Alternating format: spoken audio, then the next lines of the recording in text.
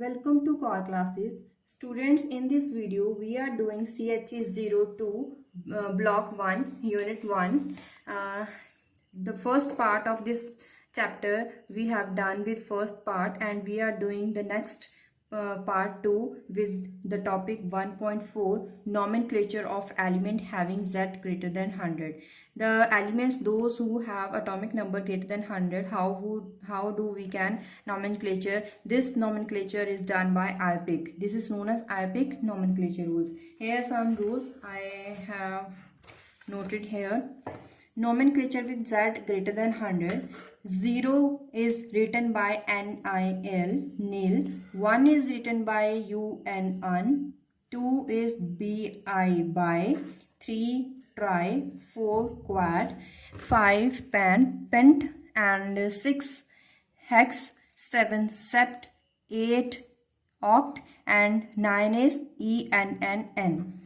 The termination can be done by writing IUM. For example, we have numbers, atomic number 101. We can written it as 1 is written by UN, 0 is written by NIL, nil, and 1 is again written by UN, un, and termination is done by IUM. So it can be written as un, nil, un, eum, and the symbol is for the first number having the nomenclature is un, the first letter can be written in the capital form. UN, there is the capital U, nil first letter N, un first letter U, and U. And the second number is, second example, Z atomic number is equals to 102. So 1 can be written as un, 0 nil, by 2 is written by. Termination is done by IUM. But here you can note that there is a common letter I, by and em. Common letter is I, so it can be written as once. It can be written by once. Un, nil, by, this here is I is common, biome, and the symbol is for first letter capital U and nil, B, by. So next example is 103. 1 can be written as un, 0 nil, 3 tri. Termination can be done by IUM. So it can be written as un, nil, trium. Here again the letter I is common, so it can be written as once. So the symbol is for U capital, N, and tri for T. So then there is a question number 3. Write IUPAC names and symbol for elements from Z is equals to 107 to 114. 107, 1 is un, 0 is nil, and except IUM. The symbol is U, capital N and S. 108, un, nil, oct, em, UNO. 109, un, il, n, em, UNE. 110, 1 means un, 1 means un, and 0 means nil, IUM, and the symbol is UN. 111 means un, em, UU. 112 is un, 14 again un, 2 is BI, by, UM, and the U and BI is the common here. 113 un, tri, em, I again is common, U and T. 114 un, and 4 is for quad. Here is 4 number is quad, so we can write here quad, IUM, em, and the symbol is U and Q. Next is electronic configuration. Electronic configuration of the atoms is done by, there are some rules according to which we can write the electronic configuration of various elements. The first rule is Aufbau principle. There is Aufbau principle. What he had given the rule: the electronic configuration of elements in ground state is derived by adding electrons one at a time to the orbitals of lower energy sequence. It means that अगर हम electron जब भी fill करना start करेंगे तो according to the lower energy level then higher energy level then उसके बाद जो हायर एनर्जी लेवल ऐसे इलेक्ट्रॉन को फिल किया जाएगा। इलेक्ट्रॉनिक कन्फिग्रेशन एलिमेंट्स की ग्राउंड स्टेट से स्टार्ट होगी और उसके बाद इलेक्ट्रॉन वहां से स्टार्ट होते जाएंगे with the sequence in the various energy levels. Next is n+l rule. n and l here they are the quantum numbers, principal quantum number, and L is azimuthal quantum number. In the building up of electronic configuration, जब electronic configuration लिखी जाती है तो क्या होगा, सबसे पहले कौन सी वैल्यू पुट करी जाएगी, n+l फिल्स फर्स्ट। इसका मतलब क्या, इस लाइन का, इस रूल का मतलब क्या है, मतलब ये होगा कि सबसे पहले जो फिट करा जाएगा इलेक्ट्रॉन सबसे पहले कौन सा एंटर करेगा, सबसे लोअर वैल्यू किसकी होगी, n+l। वो कैसे होगी, हम इसको किसी एग्जाम्पल के साथ समझते हैं। अगर हमारे पास दो सबशेल हैं जिनकी n+l वैल्यू सेम हो, n+l वैल्यू दो एटम्स की सेम कैसे होगी, देखिए फॉर एग्जाम्पल यहाँ पे 5s है, 5s अगर सबशेल है उसके लिए n 5 होगा, s 0 होगा, तो यहाँ पे 5 वैल्यू आ गई, n+l value is equal to 5। अगर 4p है तो 4n is equal to 4 and इसके लिए l 1 है, ये वैल्यू भी 5 है। अब इनमें से कौन सा पहले फिट होगा, ये डिपेंड करता है वैल्यू ऑफ n पे। अगर जिसकी वैल्यू लेस है, फॉर एग्जाम्पल यहाँ पे जो n वैल्यू है वो लेस है as compare to 5, 4 is less than 5, so सबसे पहले कौन सा फिट किया जाएगा, 4p, उसकी वैल्यू सबसे पहले पुट करी जाएगी, उसके बाद कौन सा सबशेल आएगा, 5s, मतलब इसकी लोअर एनर्जी होगी एज कम्पेयर टू 5s। तो यही यहाँ पे लिखा है कि अगर किसी भी दो सबशेल की जो n+l वैल्यू सेम हो तो हम कैसे उसको डिस्कस कर सकते हैं, कैसे उसको डिसाइड कर सकते हैं कि पहले कौन सा पहले फिल किया जाएगा, वो डिपेंड करेगा उसकी n वैल्यू पे, क्योंकि n वैल्यू दोनों की डिफरेंट होगी। अगर n वैल्यू सेम है तो उसकी l वैल्यू डिफरेंट होगी। इसके बाद जो इलेक्ट्रॉनिक कन्फिग्रेशन है वो कैसे, सबसे पहले लोअर एनर्जी स्टेट में क्या आता है, 1s, उसके बाद यहाँ देखिए एरो में मैंने दिखाया है, उसके बाद 1s के बाद 2s के बाद कौन सा आएगा, 2p के बाद आएगा 3s के बाद आएगा 3p, देन 4s, उसके बाद 3d, 4p, ऐसे ही जाएंगे तो हमें क्या मिलता जाएगा, नेक्स्ट एनर्जी लेवल, मतलब नेक्स्ट सबशेल हमें मिलता जाएगा। ये देखिए आपको, ये अगर आप लिखेंगे 1 2 3 4, यहाँ पे 7 तक लिखेंगे, 2 ऊपर एक छोड़ेंगे, नीचे एक छोड़ेंगे, यहाँ पे 2 से लेकर from 2 then 6p then 3d and for up to 6g, यहाँ पे 4f एंड 5f। तो we can draw this like this and we can find which level will first fill. Then next rule is Pauli exclusion principle. ये principal क्या बोलता है कि no two electrons in same atom can have same value of n, l, m, l। हमें पता है कि 4 quantum numbers होते हैं, n, l, m, l and ms। ये हो गया principal quantum number, azimuthal quantum number, ये हो गया मैग्नेटिक क्वांटम नंबर, ये होगा स्पिन क्वांटम नंबर। अगर किसी दो इलेक्ट्रॉन्स की n वैल्यू भी सेम हो, l वैल्यू भी सेम हो, m l वैल्यू भी सेम हो, तो उनकी डिफरेंट वैल्यू कौन सी होती है, ms, क्योंकि जो स्पिन होती है वो या तो क्लॉकवाइज होती है मतलब +½ या फिर एंटी क्लॉकवाइज होती है -½ किसी दो एटम्स की अगर ये सारी वैल्यू सेम हो तो उनमें से एक एलिमेंट की +½ स्पिन होगी और दूसरे एटम की -½ स्पिन होगी। तो इसको हम आपकी बुक में एक टेबल बनाया गया है, वहां से आप समझ सकते हैं। जैसे कि यहाँ पे n वैल्यू 1 है, उसके लिए l क्या है, 0, तो ml वैल्यू भी 0 होगा, ms क्या है, या तो +½ या फिर -½ तो उसका नाम क्या होगा, 1 n एंड ls 0 है तो इसका मतलब क्या है, s। तो इसमें इलेक्ट्रॉन्स कितने हुए, +½ -½ मतलब 2 हो गए। उसके बाद n इज इक्वल्स टू 2 है तो उसके लिए वैल्यू क्या क्या होगी, l की 0 एंड 1।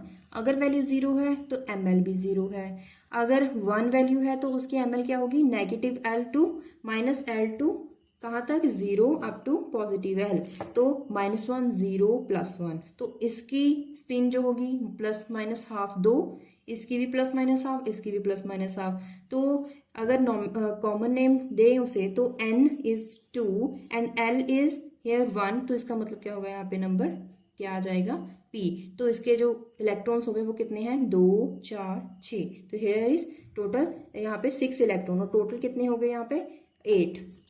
उसके बाद यहाँ फॉर 2p के लिए 6 एंड 2s के लिए 2। उसके बाद n अगर 3 है तो वही n 3 है तो l वैल्यू क्या होगी, 0 1 2। 0 के लिए ml 0 एंड l के लिए आपने देखा -1 0 +1 एंड 2 के लिए -2 -1 0 +1 +2। सबके लिए spin plus half and minus half होगी।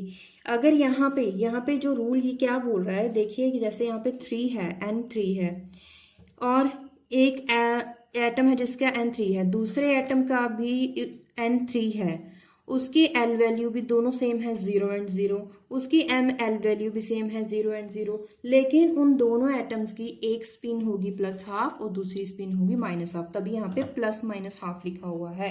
सभी एलिमेंट्स को आप इस टेबल में देख लीजिए, सबकी यहाँ पे प्लस माइनस हाफ है। मतलब अगर सभी एलिमेंट्स की जितने भी एलिमेंट, अगर कोई भी 2 एटम्स हैं जिनकी ये तीन वैल्यूज क्वांटम नंबर सेम है, तो उसका फोर्थ क्वांटम नंबर डिफर करेगा। ये बोलता है according to Pauli exclusion principle. तो उसके बाद आता है होम्स रूल। ये क्या बोलता है कि in atom of ground state electron in same shell will occupy different orbitals with parallel spin. मतलब इसका जो कहने का मतलब है वो है कि सबसे पहले जो इलेक्ट्रॉन आएगा वो एक ऑर्बिटल में आएगा, जो दूसरा ऑर्बिटल में जो दूसरा इलेक्ट्रॉन एंटर करेगा वो भी नेक्स्ट ऑर्बिटल में एंटर करेगा विद पैरेलल स्पिन। ये नहीं है कि दूसरा ऑर्बिट जो इलेक्ट्रॉन है वो एक ही ऑर्बिटल में विद ऑपोजिट स्पिन में नहीं आएगा, तो ये कैंसल आउट नहीं करेगा इफेक्ट। तो क्या करेगा, ये अगले ऑर्बिट में आएगा विद पैरेलल स्पिन। मतलब 2 इलेक्ट्रॉन जो एंटर कर रहे हैं वो दोनों इलेक्ट्रॉन्स आपस में पैरेलल स्पिन में होंगे। फॉर एग्जाम्पल जैसे कि हमारे पास 2p3 और कॉन्फ़िगरेशन है। p ऑर्बिटल क्या होते हैं, px और px, py and pz।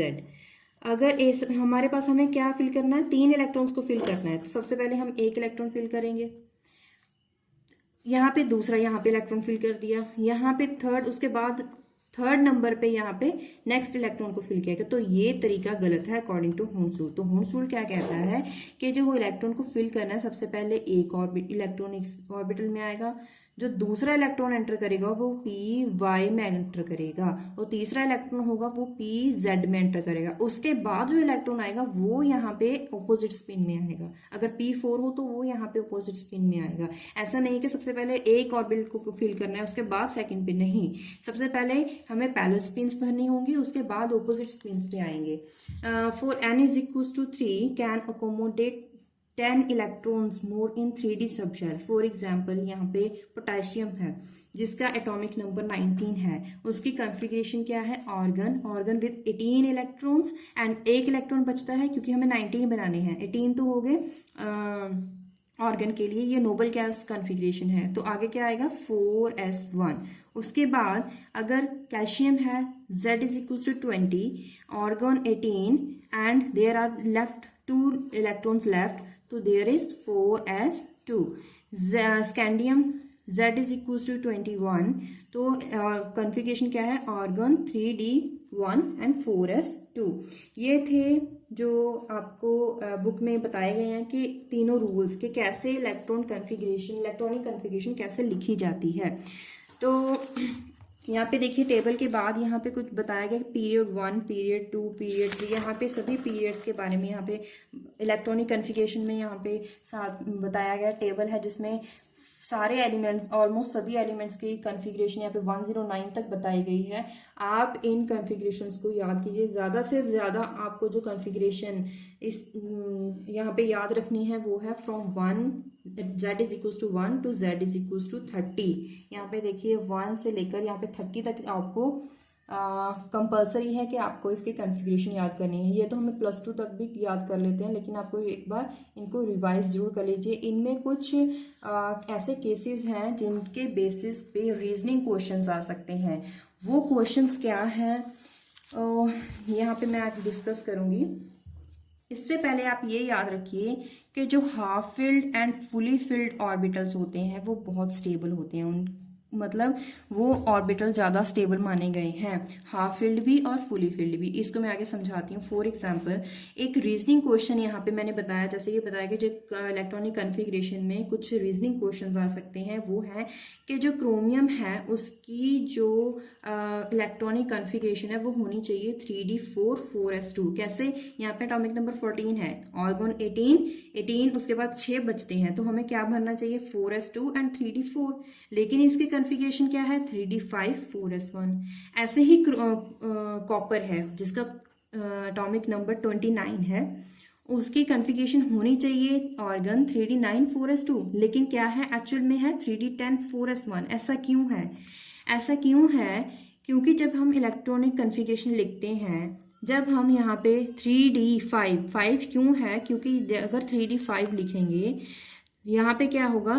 Parallel spin में 5 इलेक्ट्रॉन फिल किए जाएंगे। अगर आप यहाँ पे देखिए, ये जो कन्फिग्रेशन है ये हाफ फिल्ड कन्फिग्रेशन है, डी ऑर्बिटल में ये हाफ फिल्ड कन्फिग्रेशन। जैसे कि मैंने बताया कि half filled and fully filled configurations ज़्यादा स्टेबल होती हैं, तो ये एलिमेंट अपने आप को स्टेबल करने के लिए हाफ फिल्ड कन्फिग्रेशन में आकर करता है rather than 3d4 and 4s2।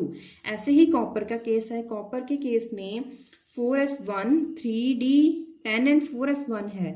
3d10 मतलब यहाँ पे देखिए सारे ऑर्बिटल्स फुली फिल्ड है, तो इसमें भी आप क्या रीज़न देंगे कि जो फुली फिल्ड इलेक्ट्रॉनिक कन्फिग्रेशन होती है वो ज़्यादा स्टेबल होती है। इसीलिए हर एलिमेंट ये ट्राई करता है कि वो स्टेबल कन्फिग्रेशन में एग्जिस्ट करे। उसके बाद आता है कन्फिग्रेशन ऑफ आयंस। एलिमेंट्स की अभी तक हमने कन्फिग्रेशन कैसे लिखी जाती है वो पढ़ा है, लेकिन आयंस की कैसे लिखी जाती है ज़्यादा डिफिकल्ट नहीं है। जैसे कि आयरन है, आयरन का एटॉमिक नंबर होता है 26। एटॉमिक नंबर 26 है तो उसकी इलेक्ट्रॉनिक कन्फिग्रेशन क्या होगी? जब न्यूट्रल स्टेट में है 18 ऑर्गन, बाकी क्या बचे? 3d6 4s2 3d6। तो अगर यहाँ पे है यहाँ पे Fe2 पॉजिटिव स्टेट है। 2 पॉजिटिव स्टेट का मतलब है कि इसमें हमें क्या करना है? 2 इलेक्ट्रॉन रिमूव करवाने हैं। तो इसमें क्या करेंगे हम? 4s ऑर्बिटल में से 2 इलेक्ट्रॉन रिमूव करवा देंगे, तो उसकी क्या कन्फिग्रेशन बचेगी? Organ 3d6। ये इसकी इलेक्ट्रॉनिक कन्फिग्रेशन बचेगी ऑफ Fe2 पॉजिटिव आयन। अगर फेरिक आयन हो तो फेरिक आयन में क्या करेंगे? जैसे कि कन्फिग्रेशन न्यूट्रल एटम की ये है 3d6 4s2, तो 3 पॉजिटिव के क्या होगी? 2 इलेक्ट्रॉन यहाँ से रिमूव करवाए, 1 इलेक्ट्रॉन यहाँ से, तो क्या बचा? Organ 3d5। तो ये उसकी कन्फिग्रेशन होगी। उसके बाद है आपकी बुक में यहाँ पे कन्फिग्रेशन के बाद एक क्वेश्चंस पूछे गए हैं। क्वेश्चन है question number 4 part A, what principles और rules are violated in the following electronic configuration, write the name of the principles. First है 1s2 2s3। किसी भी ऑर्बिटल में, एक ऑर्बिटल में 2 से ज़्यादा इलेक्ट्रॉन्स नहीं फिल किए जा सकते। यहाँ पे 2 से ज़्यादा है, 2s3 है, यहाँ पे 2s2 होना चाहिए। ये 2 से ज़्यादा इलेक्ट्रॉन फिल नहीं किए जा सकते। This is the with accordance of Pauli exclusion principle. Next configuration है 1s2 2s2 2p2 2px2 2py1। इसमें क्या है कि जो इलेक्ट्रॉन्स हैं वो सबसे पहले पैरेलल स्पिन में फिल किए जाते हैं, उसके बाद ऑपोजिट स्पिन आएगी। मतलब सबसे पहले अलग अलग ऑर्बिटल में इलेक्ट्रॉन्स आएंगे, उसके बाद उनकी पेयरिंग होगी। तो ये अकॉर्डिंग टू हुन्स रूल के अकॉर्डिंग ये गलत है। 1s2 2px2 ये जो इलेक्ट्रॉनिक कन्फिग्रेशन है, यहाँ पे लोअर एनर्जी स्टेट को फिल किया जाएगा, उसके बाद हायर एनर्जी स्टेट को फिल किया जाएगा। यहाँ पे 1s2 2px1 एंड 2py1 आना चाहिए था। This is according to this is wrong according to aufbau principal.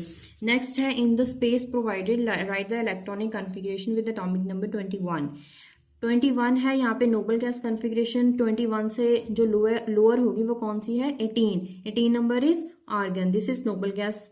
आगे क्या होगा? 3 हमें इलेक्ट्रॉन्स आगे फिल करने हैं, उसके बाद 4s एंड 3d। सबसे पहले ये ध्यान रखिएगा, सबसे पहले फिल किया जाएगा 4s2 और उसके बाद 3d ऑर्बिटल फिल किया जाएगा। ये है, इसका रीज़न ये है कि सबसे पहले हमें पता है कि according to this three principle सबसे पहले लोअर एनर्जी स्टेट फिल की जाती है, वो है 4s 2, उसके बाद 3d1, 24 मतलब 18 हो गए इलेक्ट्रॉन, उसके बाद 4s1 3d5। ये ऐसा केस क्यों है हम अभी डिस्कस कर चुके हैं, क्योंकि डी जो हाफ फील्ड ऑर्बिटल्स है वो ज़्यादा स्टेबल होते हैं, तो यहाँ पे 4s2 की बजाय 4s1 है एंड 3d5 है।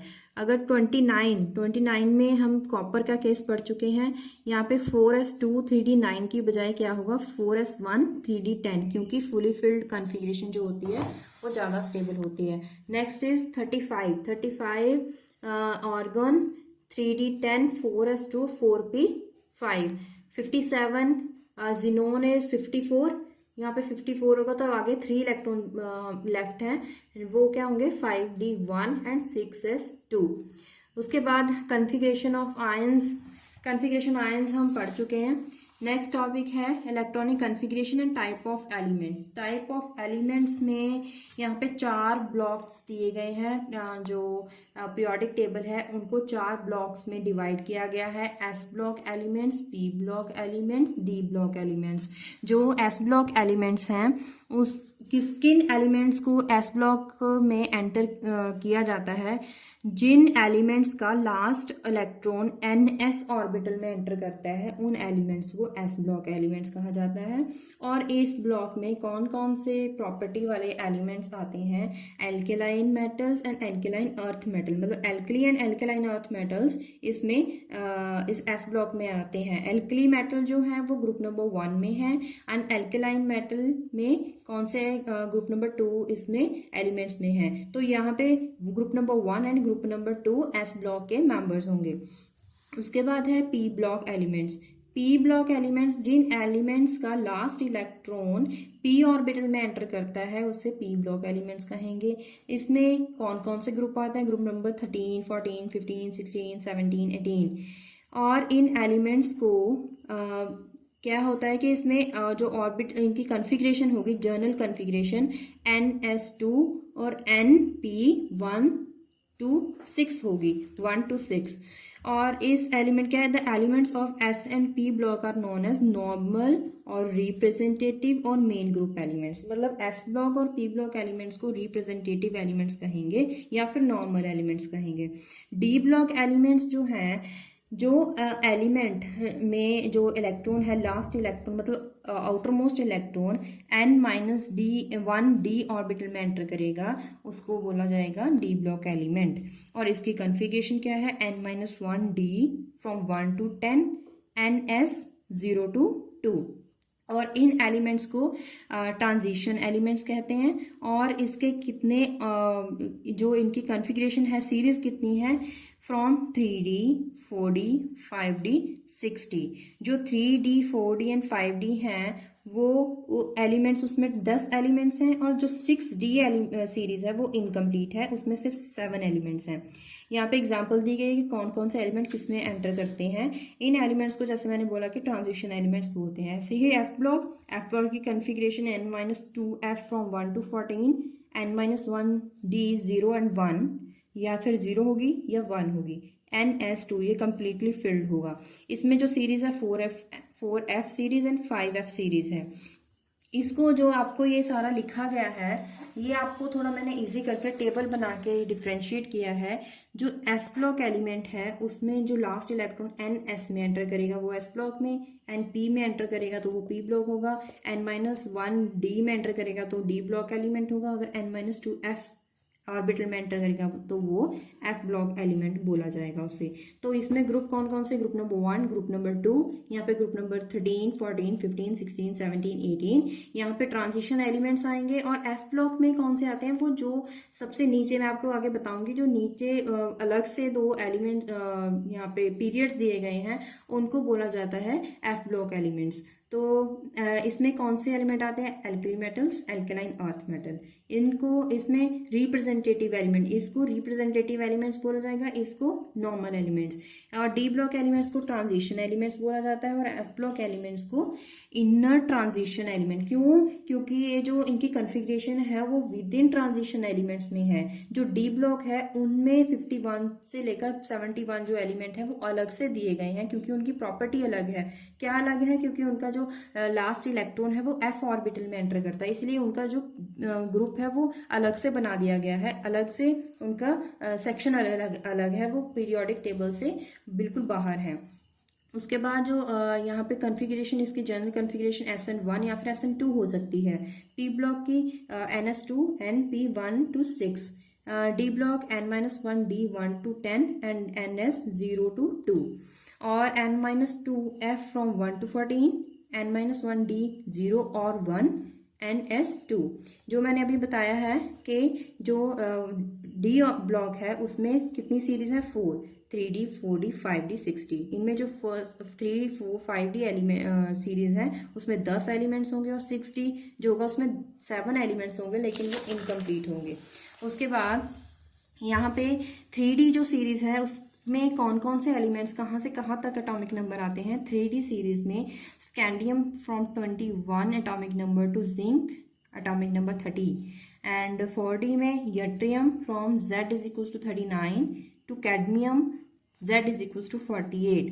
5D यहाँ पे lanthanum from 57 and hafnium from 72 to mercury Z is equal to 80। 6D element में actinium Z is equal to 89, UnQ मतलब इसका नंबर क्या होगा? 104 एंड यहाँ पे कहाँ तक? 109 तक। एफ ब्लॉक एलिमेंट में 2 सीरीज है, 4F एंड 5F। 4F में क्या है? Cerium from Z is equal to 58 to lutetium Z is equal to 71। These are called lanthanides. जो मैंने आपको बताया था कि अलग से जो बनाई गई है टेबल, इसका अलग से ब्लॉक बनाया गया है। इसमें फर्स्ट जो सीरीज है 4F सीरीज, उसको लैंथेनाइड्स बोला जाता है क्योंकि इसका फर्स्ट एलिमेंट लैंथेनम है। और 5F ऑर्बिटल जो है 5F सीरीज है वो फ्रॉम थोरियम टू लॉरेंसियम तक है, from Z is equal to 90 to Z is equal to 103।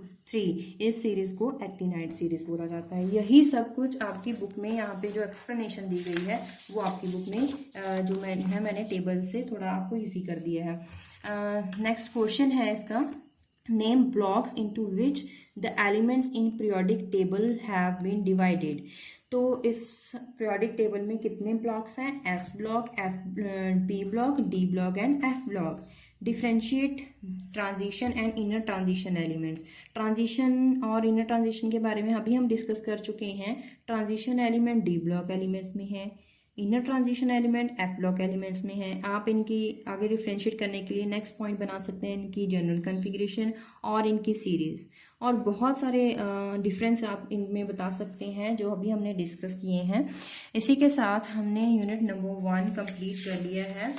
आपको इसमें इस चैप्टर में जो इम्पोर्टेंट क्वेश्चंस होंगे वो रीजनिंग क्वेश्चंस होंगे या फिर इलेक्ट्रॉनिक कॉन्फ़िगरेशन। ये ज़्यादातर जो क्वेश्चंस है वो रिपीट होते हैं। इनके इम्पोर्टेंट क्वेश्चन की जो वीडियो है वो अलग से हम अपलोड भी करेंगे। तो ये यूनिट नंबर 1 पीरियोडिक टेबल हमने कंप्लीट कर लिया है। If you like this video please subscribe, share and like this channel, and we are available on Instagram, Facebook and Twitter, along with the WhatsApp group. You can follow us for there, and keep watching this channel. Thank you.